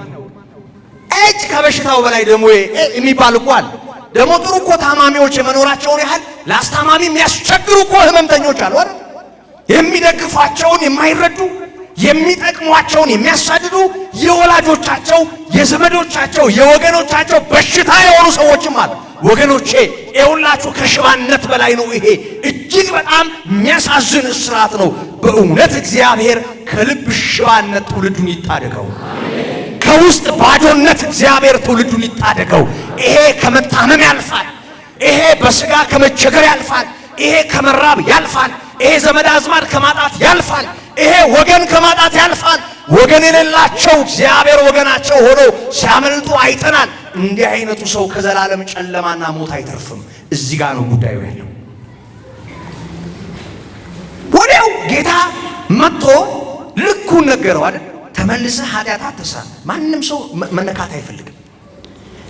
ከኃጢአት ጋር በጣም እንደ ቻርት በቃ እንዲህ የሚነሱ ሰዎች አሉ። ማንም እንዲነቅፋቸው አይፈልጉ። ኃጢአተኛ ነህ፣ ተመለስ፣ ንስሐ ግባ፣ ከእግዚአብሔር ጋር ታረቅ፣ ይሄ መንገድ ሞት አለበት፣ ይሄ መንገድ ውርደት አለበት፣ ይሄ መንገድ ስቃይ አለበት መባል የማይፈልጉ ሰዎች ከነነውራቸው ተተብትበው እንደተሞሸሩ ረጅም ዘመን መሻገር የሚፈልጉ ሰዎች አሉ። እውነት ነው የሚያሳርፍ ወገኖቼ፣ እውነት ነው ማሳረፍ። የኃጢአተኛ ዘይት ራሴን አይቅባው አለ ዳዊት። ጻድቅ ግን በምህረት ይገስጸኛል። ኃጢአተኛ እያቆላጳጰሰ ሲኦል ከሚያወርደን የእግዚአብሔር መንግሥት የገባው ሰው ተው ቢለን ይሻላል። ወገኖቼ ብዙ ሰው ይሄንን አያስተውልም። ጌታ ከመጣ በኋላ አንተ ሰው አሁን ድነሃል፣ የባሰው እንዳይገጥምህ ኃጢአትን አትስራ አለ። ይሄ ሰው የባሰ አለ እንዴ እያለን የተመለሰው ይህን እያጠነጠነ ሄደ። ምንድነው የባሰም ብሎ አልጠየቅም። 38 ከመተብተብ በላይ 38 ዓመት ከመገነዝ በላይ ምን አለ ብሎም አልጠየቅም። እቺን ነገር እያጠነጠነ ሄደ። ከሄደ በኋላ ያዳነው ኢየሱስ እንደሆነ ለአይሁድ ነገራቸው ይላል። ይኸውላችሁ ቀጠለና ስለዚህም በሰንበት ይህን ስላደረገ አይሁድ ኢየሱስን ያሳድዱት ነበር፣ ሊገድሉትም ይፈልጉ ነበር። ስለዚህ ሊገድሉት እንደሚፈልጉ እንደሚያሳድዱ ያውቃል። ሄዶ ያዳነኝ እሱ ነው፣ የፈወሰኝ እሱ ነው፣ ባለእግር ያደረገኝ እሱ ነው ብሎ ነገራቸው። ለማ ሊገድሉት ለሚፈልጉ ሰዎች። ይሄ ሰውዬ ታዲያ ጤነኛ ነው? የተፈወሰው እግሩ ነው፣ የተነሳው ካልጋ ነው። ገና የዘላለም ሞት መከዳ ላይ የተጋደመ ለጨለማው ዓለም ስርዓት የተሰጠ ሕሊና ያለው የሚያሳዝን ሰው። ይገርማል። ሰው ተውሎለትም ለካ ይከፋል። ከከፋ ሰው መልካም ተደርጎለትም ለካ መጣመም ይችላል። ሰው ተረድቶም ጭምር መክፋት ይችላል ማለት ነው፣ ያውም በጌታ ላይ። በእውነት በእውነት በእውነት የእግዚአብሔር ምሕረት እንዲላለው ሕሊና ሁሉ ይሁን። እግዚአብሔር ምድሪቱን ያስብ። ወገኖቼ የሚከፋ አለ ካላስተዋል፣ አለ የሚከፋ አሁን አለ ከምንለው በላይ አለ የሚከፋ ክርስቶስ በሕይወታችን ቦታ ካላገኘ። እውነቴን ነው የምላችሁ። ዛሬ በዓለም ላይ ወይም በሀገራችን ስለምንሰማው መከራና አስጨናቂ ነገር መፍትሄ ያለው ሌሎች ክንድ ላይ ይመስላችኋል? እረፍት ያለው ሌሎች ክንድ ላይ ያለ ይመስላችኋል? ፖለቲከኞቹ እጅ ላይ ያለ ይመስላችኋል? የምድሪቱ ኃያላን ላይ ይመስላችኋል? መፍትሄ አለ። ዓለምን እንደዚህ የያዘ ጌታ አለ፣ የፍጥረት ሁሉ ባለቤት አለ፣ ሁሉን የሚችል አምላክ። ግን ወገኖቼ ከዚህ ጌታ ጋር ካልተስማማን ከዚህም የሚብስ ነገር አለ። እኔ እውነቴን ነው የምላችሁ። ይሄን የመጽሐፍ ቅዱስ ክፍል ዛሬ ማለዳም ዝም ብዬ ደግሜ ደጋግሜ ያነበው ነበር። የሚብስ የሚለው ነገር ሕሊናዬ ላይ በጣም ይመላለስ ነበር። የሚብስ ነገር በጣም ይገርመኛል። ሰው ዝማሬ እየገፋ ሰው ኢየሱስ ክርስቶስ የሚለውን ስም እየተጸየፈ ሰው ለክርስቶስ ጀርባውን ሰጥቶ በገባውም ባልገባውም ነገር እንደፈለገ የሆነ የሰላም አምላክ ከሆነው ከክርስቶስ ሰላምና እረፍት ይፈልጋል። ማቴዎስ 23 ላይ ጌታ የተናገረው ታስታውሳላችሁ። ወደ ኢየሩሳሌም ከመጣ በኋላ ከተማይቱ ደጅ ላይ ቆሞ ሕዝቡን ተመለከተ። ሁሉም ወዲያና ወዲህ ይሄዳል፣ ግን ፊታቸው የቆመው ክርስቶስ ነው። ማንም ትኩረት ሰጥቶ ቦታ ሰጥቶ አላየው። አየ፣ እንባውን አፈሰሰ። ከአልዓዛር ፈውስ ጋር ተያይዞ ከምናየው ከጌታ ለቅሶ ቀጥሎ ኢየሩሳሌም ደጅ ላይ ቆሞ ያለቀሰው ለቅሶ ተመዝግቧል። እንባው መውረድ ጀመረ። ኢየሩሳሌም ኢየሩሳሌም፣ ዶሮ ጫጩቶቿን እንደምትሰበስብ ስንት ጊዜ ልሰበስብሽ ወደድኩ፣ ልትሰበሰቡ አልፈለጋችሁ። በጌታ ስም የሚመጣ የተባረከ ነው እስክትይ ድረስ አታይኝም አለ። ብታውቂ የሰላምሽ ቀን ዛሬ ነበራል። እግዚአብሔር ለዚች ምድር ብዙ እድል ሰጥቷል። እውነቴን ነው የምላችሁ፣ ብዙ እድል ሰጥቷል። ከሌላው ዓለም ቀድመን ወንጌል የሰማን ሰዎች ነን። ዛሬ እናሳፍራለን። አጥንት የምንቆጥር ደካሞቹ እኛው ነን። ከሌላው ዓለም ቀድመን እግዚአብሔር እድሉን የሰጠን እኛን ነው። በጣም በሚገርም ሁኔታ ክርስትና የተሰበከባት ምድር ናት። አንድም ቀን ወንጌል የተሰበከበት አይመስልም። ትልቁ ትንሹ፣ ሁሉም ሸፍጠኛና ነውረኛ ነው። ክርስቶስን የጣለች ምድር፣ ክርስቶስን የተወች ምድር፣ ለኢየሱስ ክርስቶስ ጀርባውን የሰጠ ማንነት፣ ከዚህስ በላይ መዓት ቢመጣ ማን ይታደጋል? ማን ያድናል? አዳኙ ቦታ ካላገኘ፣ ፈዋሹ ቦታ ካላገኘ ይመስላችኋል ሌላ ቦታ መፍትሄ ያለ? ሰዎች እንፈታለን ብለው ሊያስሩ ይችላሉ። ሰዎች እንጠቅማለን ብለው ሊያቆስሉ ይችላሉ። ሰዎች ችግርን እናስወግዳለን ብለው ችግር ሊያንቦረቅቁ ይችላሉ። ሰዎች በዚህ መንገድ አንዱ ተው እያሉ ለሌላው መሳሪያ ሊያቀብሉ ይችላሉ። ሰዎች ለዓለማችን ሌላ በሽታ ሊሆኑ ይችላሉ። ያለምንም ቁስል የሚፈውስ ቆስሎ ያዳነ ክርስቶስ ብቻ፣ የሚረዳውን ሕዝብ የሚረዳ ክርስቶስ ብቻ እውነተኛው መድኃኒት። ወገኖች ፊታችንን ወደዚህ ጌታ መመለስ አለብን። ከክርስቶስ ጋር መታረቅ አለብን። ስለማያምኑትም ሰዎች መጸለይ አለብን። በተለያየ ምክንያት የትም ይቁም ሰው፣ የትም ላለው የሰው ዘር በእግዚአብሔር ፊት መሆን አለብን። እግዚአብሔር እናምናለን ከምንለው ከኔና ከናንተ የሚጠብቀው ይሄንን።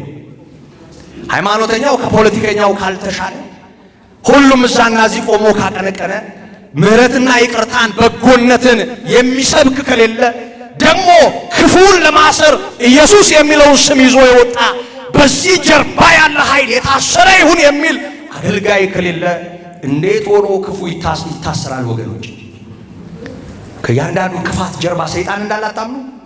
አታውቁም ወይ? ከጥፋት ጀርባ፣ ከሞት ጀርባ፣ ካለመግባባት ጀርባ፣ ከችግር ጀርባ፣ ከጦርነት ጀርባ፣ ከዘረኝነት ጀርባ፣ አጓጉል ከሆኑ አስተሳሰቦች ጀርባ ይሄንን የሚመራ ኃይል አለ፣ የጨለማ ኃይል። ወገኖቼ እሱን ሊያስር የሚችል የኢየሱስ ክርስቶስን ብቻ። ይሄ በድርድር አይገኝም። ኃይለኛው ሳይታሰር የታሰረውን የሚፈታ ማንም የለም። ይሄ የጌታ ትምህርት ነው። ኢየሱስ ክርስቶስ በግላችንና ለግላችን ሕይወት ብቻ አይደለም፣ የምድራችን ፈውስ ነው። ኢየሩሳሌም ሆይ ሰላምሽ ዛሬ ነው አለ። ዛሬ ነው ብታውቂው፣ ቢገባሽ ሰላምሽ ዛሬ ነው። የክርስቶስ ሰላም ለምድራችን ያስፈልጋታል። ለዓለማችን ክርስቶስ ያስፈልጋል። አሁንም እናምናለን የምንል ሰዎች በፊቱ እንመርከክ። ለየትኛውም ወገን በእምነት እንጸልይ።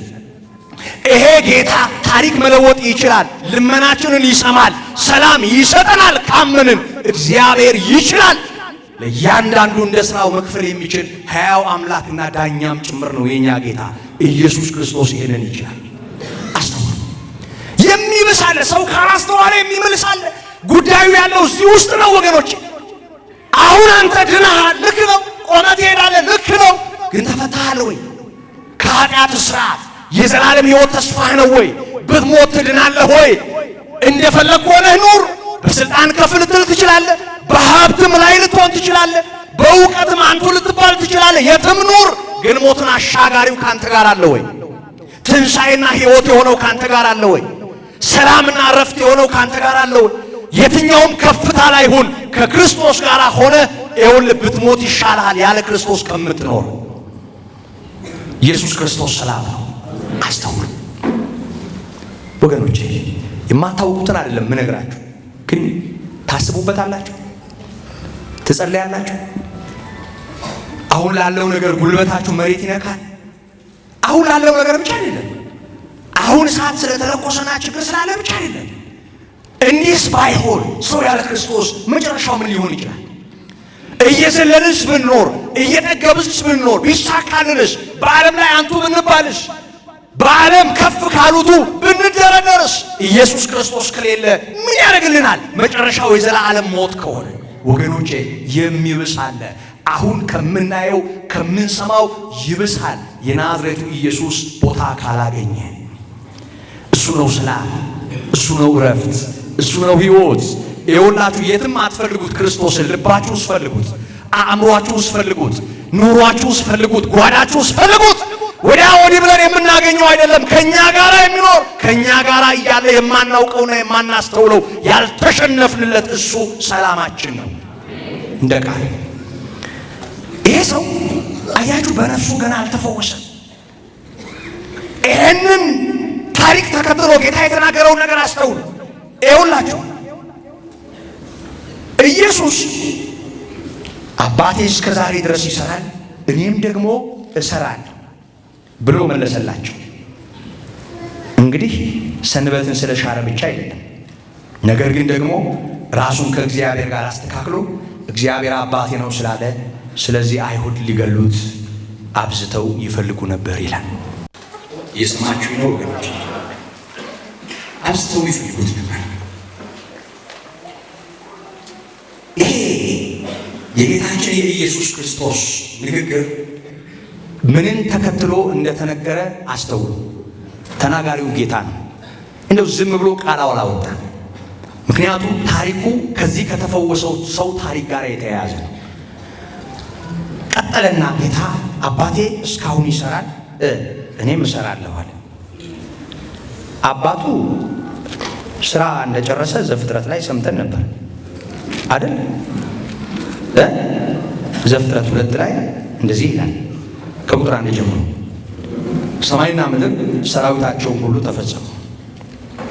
እግዚአብሔርም የሰራው ስራ ሁሉ ስራ በሰባተኛው ቀን እግዚአብሔርም የሰራው ስራ በሰባተኛው ቀን ፈጸመ። በሰባተኛውም ቀን ከሰራው ስራ ሁሉ አረፈ። እግዚአብሔርም ሰባተኛውን ቀን ባረከው፣ ቀደሰው። እግዚአብሔር ሊያደርገው ከፈጠረው ስራ ሁሉ በእርሱ ምን ብሏል? አርፏልና። እየሰማችሁ ነው። ዘፍጥረት ላይ አባቱ ማረፉን ቃሉ ይነግረናል።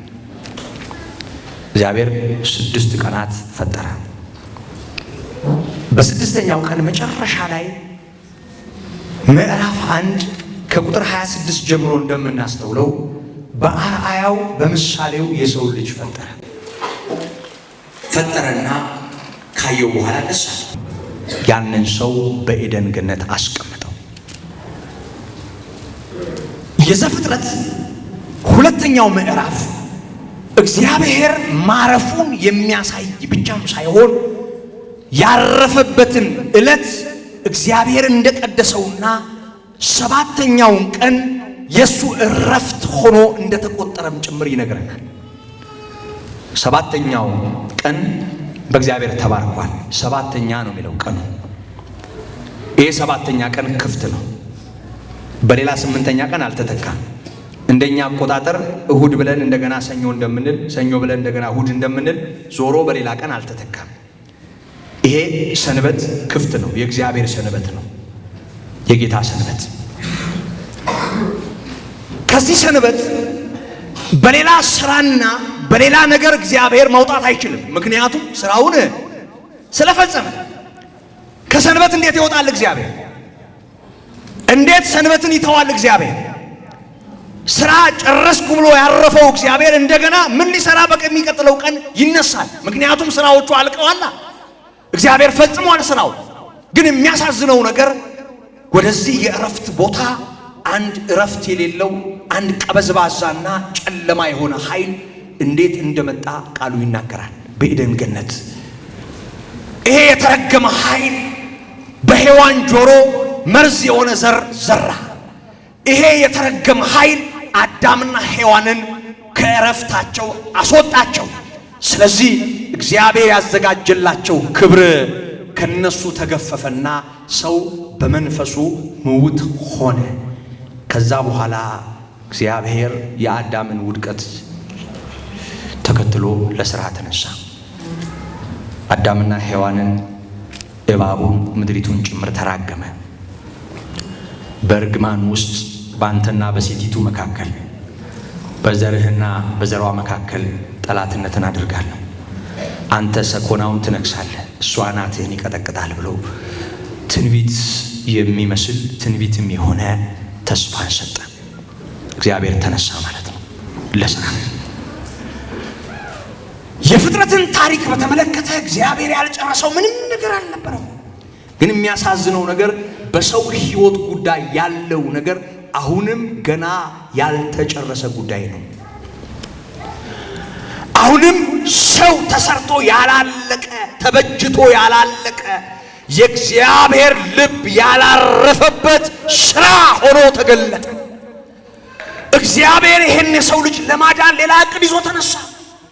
የ5500 ዘመን ቀጠሮ ብዙ ነቢያትን እግዚአብሔር ላከ።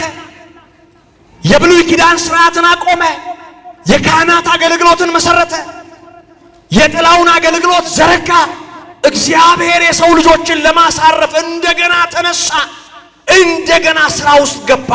ወገኖቼ እግዚአብሔር እንዳረፈ ሰምተን ነበር። እግዚአብሔር ከእረፍቱ ነቃ። የሰው ልጅ ተዋርዶ እንዴት እግዚአብሔር ያርፋል ይመስላችኋል? ደስ ብሎት ከላይ ሆኖ በልዕልና ምድሪት ውስጥ ያለውን ትርምስ የሚያይ ይመስላችኋል? እንዲህ አይነት ልብ እንደሌለውማ አሳየን እኮ። አልዓዛር መቃብር ላይ መጥቶ አይደል? አሳየን። ሊያስነሳን የመጣው የሞተው አይ ሞኞች የማታምኑ ምናምን ብሎ ፈገግ አላለም። ክርስቶስ ቆሞ ከጥቂት ደቂቃ በኋላ ስለሚያየው አልዓዛር እያወቀ ከጥቂት ደቂቃ በኋላ እህቶቹ እንደሚጽናኑ እያወቀ ግን እንባው ሲወርድ ታየ። በዙሪያው የነበሩ ሰዎች እስኪገረሙ ድረስ ይሄ ሰው ዕውሩን ያዳነው አይደለም? ይሄ ሰውዬ እንዳይሞት ለምን አላደረገም ነበር ብለው አወሩ። ወገኖቼ ጌታ ኢየሱስ ክርስቶስ ከተወሰነ ደቂቃ በኋላ የሚያየውን እያወቀ ግን ሐዘናቸው እንዳሳዘነው በሚያሳይ ሁኔታ ስሜታቸውን ተካፈለ። አታይም እንዳትሉት፣ አታይም ካላችሁት አታውቁትም። የኔ ጉዳይ አይሰማህም እንዳትሉት፣ አይሰማህም ካላችሁ በተሰቀለው በክርስቶስ አታምኑ። ይሄ ጉዳይ አይገድህም ወይ አትበሉት። አይገድህም ወይ ካላችሁት ለእናንተ የከፈለው ዋጋ አታምኑ ማለት ነው። ያ ክርስቶስን የተከተለው መስቀሉን አይተን አስተውሉ። በዕለት ሁኔታችን ከፍና ዝቅ ስናደርገው የምናኖረው አምላክ የለንም። ኖሮ ያኖረን ጌታ ነው የምናመልከው። በእኛ ስሜት መጠን የሚዋዥቅም አቋም አይኖረንም። ቢገለኝም እንኳ እሱን እጠብቃለሁ እንዳለው እንደ እግዚአብሔር ሰው እግዚአብሔር በእኛ ሕይወት ላይ ወሳኝ። አይገድህም እንዳትሉት፣ አይመለከትህም እንዳትሉት፣ ትተኸኛል እንዳትሉት። ያ ማለት እግዚአብሔር አይጥልም አይተውም የሚለውን ቃል አለማመን ነው። ብዙ እንደምናምን የምናስብ ሰዎች በብዙ ጉዳዮቻችን እንደማናምን እናረጋግጣለን። በብዙ ጉዳዮቻችን እምነት እንዳለን የምናስብ ሰዎች በዕለት ሁኔታችን እምነታችን ሲመዘን ይኖራል። ወገኖቼ ያያል የኛ ጌታ፣ ይሰማዋል ስሜታችን። የሕማም ሰው ደዌን የሚያውቅ ነው የተባለለት እሱ ሕመም ምን ማለት እንደሆነ ያውቃል። ቁስል የሚገባው እንደሱ የለም። መገፋት የሚገባው እንደሱ የለም። መጣል የሚሰማው እንደሱ የለም። መናቅና መተፋትን በተመለከተ እንደርሱ የተናቀ ከሰውም የተጠላ ሰው ፊትን እንደሚሰውርበት እኛ እንኳ አላከበርነውም እንዳለ ኢሳይያስ እንደ ኢየሱስ ክርስቶስ የሰው ግንባር የተከሰከሰበት ሰዎች የተጸየፉትና የተጣለ ማንም የለም። እያንዳንዱ ነገራችንን በለበሰው አካል የመዘነ ጌታ ነው ክርስቶስ። ታምናላችሁ ወገኖች?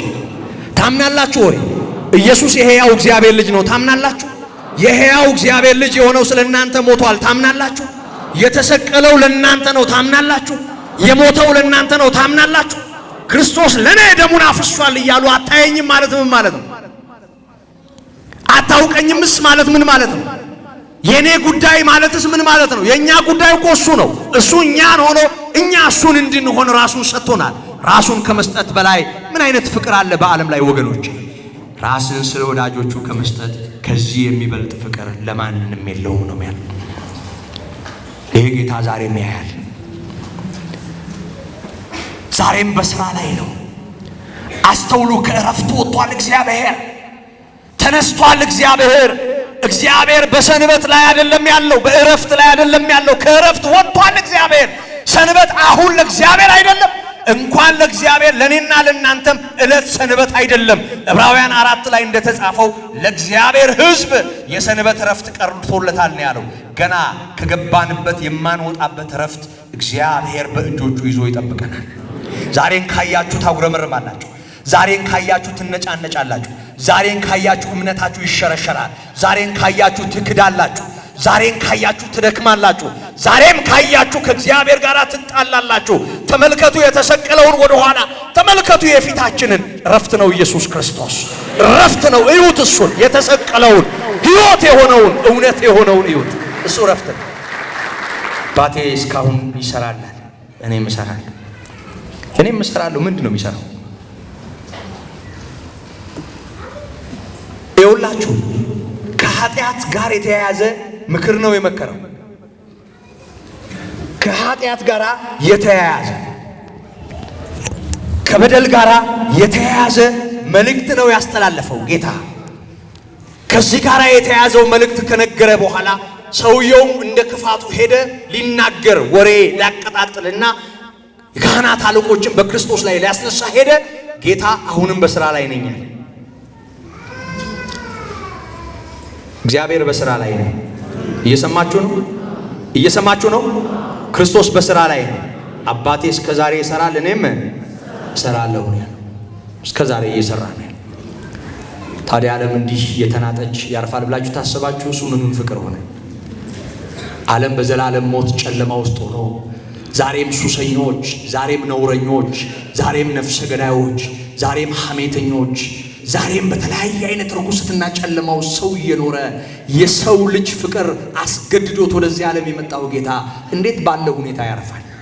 ከእናንተ መካከል በሬው ወይም አህያው ገደል ቢገባበት ሰንበት ነው ብሎ የማያወጣው ማን ነው? ሰንበት ነው ብሎ ከዛ ባያወጣውስ ለሰውየው እረፍት ይሆንለታል ወይ? ስለዚህ ሰንበት ማለት ምን ማለት እንደሆነ ጌታ ተናግሯል። ሰንበት እረፍት ነው። እሱም ራሱ ኢየሱስ ክርስቶስ ነው።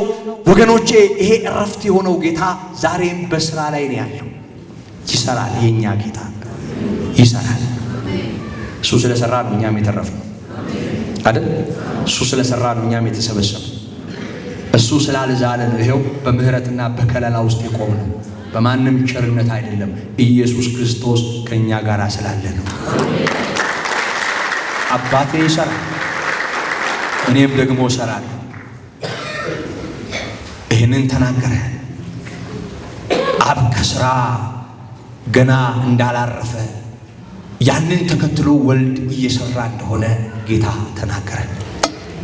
ወገኖቼ ይህንን ተከትሎ ጌታችን ኢየሱስ ክርስቶስ ያስተላለፈው መልእክት አሁንም ከሰው ልጅ የዘላለም ሕይወት ጋር መገናኘቱን አስተውሉ። ኢየሱስም መለሰ እንዲህም አላቸው፣ እውነት እውነት እላችኋለሁ። እየሰማችሁኝ ነው? ስሙኝ በደንብ። የመልእክቴ ማጠቃለያ እዚህ ውስጥ ነው ያለ። እውነት እውነት እላችኋለሁ አብ ሲያደርግ ያየውን ነው እንጂ ወልድ ከራሱ ሊያደርግ ምንም አይችልም። ያ የሚያደርገውን ሁሉ ወልድ ደግሞ ይህን እንዲሁ ያደርጋል። ከዚህ አንጻር ከአብ የተለየ ፈቃድ የለኝም፣ ግን አብ የሚያደርገውን እኔም አደርጋለሁ አለ። አብ ወልድን ይወዳል። ስሙኝ፣ የሚያደርገውንም ሁሉ ያሳየዋል። እናንተም ትደነቁ ዘንድ ከዚህ የሚበልጥ ሥራ ያሳየዋል። ከየትኛው የሚበልጥ ሥራ? ከየትኛው የሚበልጥ ሥራ? ከዚህ የሚበልጥ ሥራ። ከየትኛው የሚበልጥ ሥራ? ሽባ ከመተርተር የሚበልጥ፣ ጎባጣ ከማቅናት የሚበልጥ፣ እውር ከማብራት የሚበልጥ፣ ከመመገብ የሚበልጥ፣ አልጋ ከማሸከም የሚበልጥ ሥራ። ምክንያቱም አልጋ ለማሸከም አልጋህን ተሸከም ማለት ነው ያስፈልገው። የሰው ልጆች ኃጢአት ከሰው ትከሻ ለማንከባለል ግን ደሙን ከፍሏል። የኃጢአት ስርየት የእግዚአብሔር ልጅ ደም የጠየቀ ነው። ክርስቶስን ያዋረደ ነው። የሚበልጠው ስራ በክርስቶስ ሞት የተሰራው ስራ ነው። የሚበልጥ ያለው ይሄንን ስራ አብ ሙታንን እንደሚያስነሳ ሕይወትም እንደሚሰጣቸው እንዲሁ ወልድ ደግሞ ለሚወዳቸው ሕይወትን ይሰጣቸዋል። አያችሁ፣ ሕይወት ከኃጢአት ስርየት ጋር ነው የሚገናኘው። ስለዚህ ሕይወትን ይሰጣል። ይሄኛው የትኛው ሕይወት ነው? አልዓዛርን ከመቃብር ያስነሳውን አይነት ሕይወት ይመስላችኋል? በእርግጥ እሱንም አድርጓል፣ አይተነዋል። ግን እሱ አይደለም። ወልድ ለሚወዳቸው ሕይወትን ይሰጣቸዋል። ሰዎች ሁሉ አብን እንደሚያከብሩት ወልድን ያከብሩት ዘንድ ፍርድን ሁሉ ለወልድ ሰጠው እንጂ አብ በአንድ ሰው እንኳ አይፈርድም። ስለዚህ አብ ፈራጅ እንደሆነ እንዲሁ ወልድ ፈራጅ ነው። አሁን በዚህ ሁኔታ ደግሞ ፍርድን ሁሉ ለወልድ ሰጥቶታል። እግዚአብሔር ዘመን ይስጠን። በሚቀጥለው ጉባኤ እነዚህን ሐሳቦች እመለስባቸዋለሁ።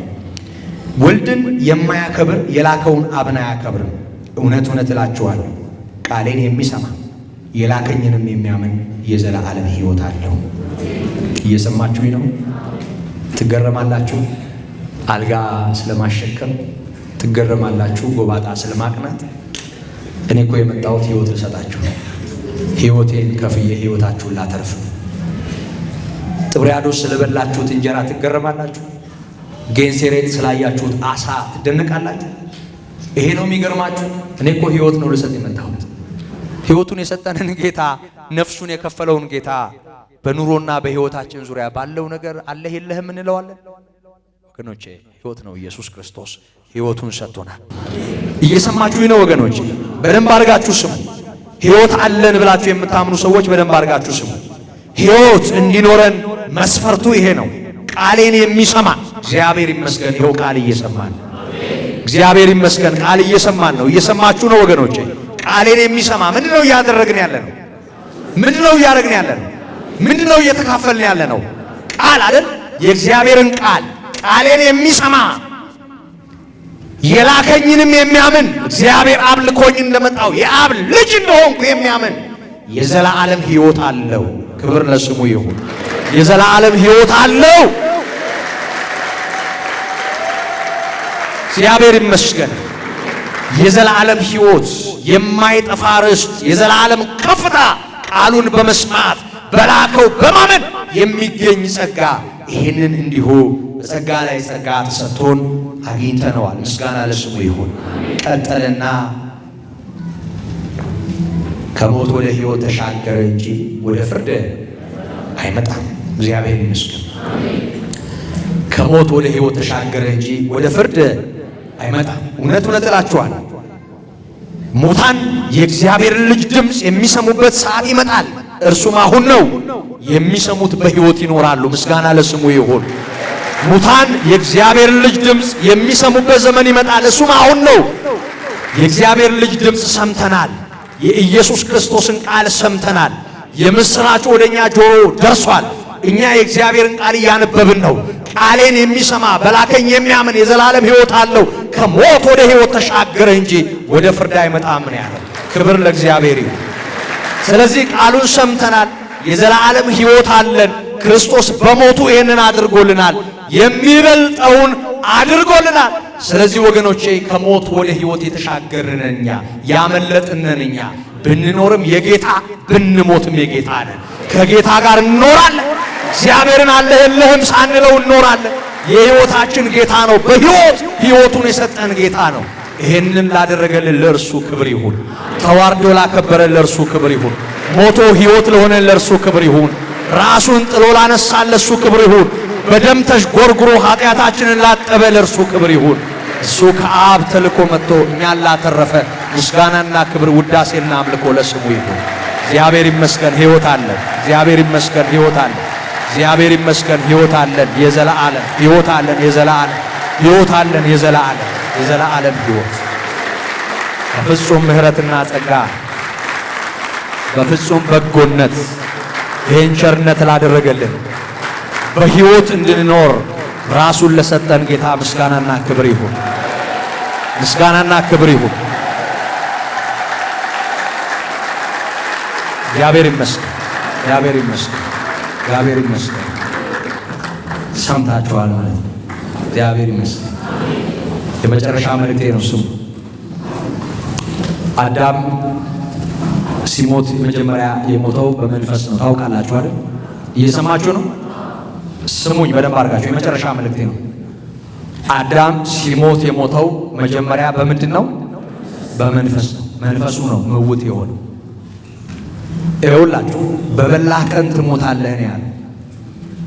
በልቶ ከእግዚአብሔር ጋር ያለው ግንኙነት ሲቋረጥ አዳም ሞተ ለእግዚአብሔር። አዳም ለራሱ ለሚስቱና ለልጆቹ ግን አለ፣ ለምድሪቱም አለ፣ ያርሳል አይደል? እየሰማችሁ ነው? ያርሳል፣ ይሰራል። መንፈሱ ሞቷል፣ ግን ሕያዊት የሆነችው ነፍሱ እንዲሁ ተጎሳቁላለች። ግን አሁንም በምድር ላይ ይኖራል የሰው ልጅ። ስለዚህ በፊቱ ብዙ ሙታን ነበሩ። ኢየሱስ ክርስቶስ የሕያው እግዚአብሔር ልጅ መሆኑን ሲናገር ሰምተው አሜን ያሉ በመንፈሳቸው ሕያው ሆኑ። ከዛ በኋላ ደግሞ ወገኖቼ የሰውነታቸውን መጎብኘት ደግሞ ይጠብቃሉ።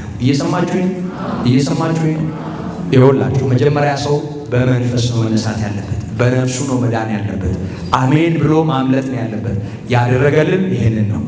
ደግሞ ክርስቶስ ሞትን ድል አድርጎ እንደተነሳ በክብር እንዳረገ ከመሬት ስበት ከሞት ኃይል በላይ ሆኖ በትንሣኤው ስልጣን በክብር አድርጎ በአብ ቀኝ እንደተቀመጠ ሞት ደግሞ ለእኛ ሞቶ አሁንም የክርስቶስን አካል በሚመስል ክብር ከክብር ወደ ክብር እያብለጨለጭን እንነሳለን።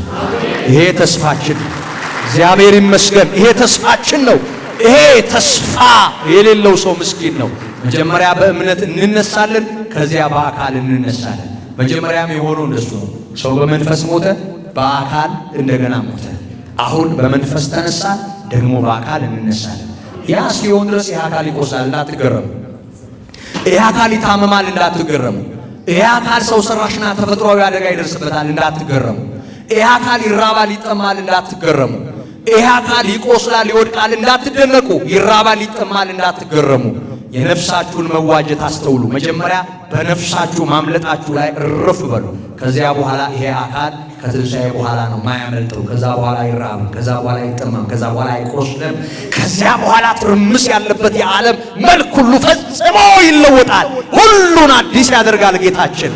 በዚያ አዲስ ማንነት ውስጥ እንኖራለን። ይሄ ነው ተስፋችን። ምስጋናና ክብር ለእግዚአብሔር ይሁን። ምስጋናና ክብር ለእግዚአብሔር ይሁን።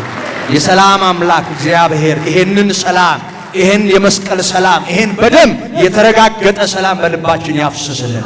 ትንሣኤና ሕይወት የሆነው ጌታ ምድራችንን በምሕረት ያስብ። በእውነት የአንድም ሰው ደም በከንቱ እንዳይፈስ፣ የአንድም ሰው ሕይወት በጠላት እንዳይቀጠፍ፣ አንድም ሰው እንዳይጎሳቆል፣ የአንድም ሰው ቤትና ንብረት እንዳይራቆት ንጉሠ ሰላም የሆነው ኢየሱስ ክርስቶስ ወደ እያንዳንዱ በምሕረትና በይቅርታ ይግባ። እግዚአብሔር ምድራችንን ያስብ። እግዚአብሔር የሚጨነቁትን ያሳርፍ። ችግር ላለባቸው አካባቢዎች ሁሉ የሰላም አምላክ በእውነት የስሙን ጉልበት የስሙን ኃይልና ስልጣን በዚያ ያድርግ። እግዚአብሔር ከሁላችን ጋር ይሁን። ወስብሐት ለእግዚአብሔር።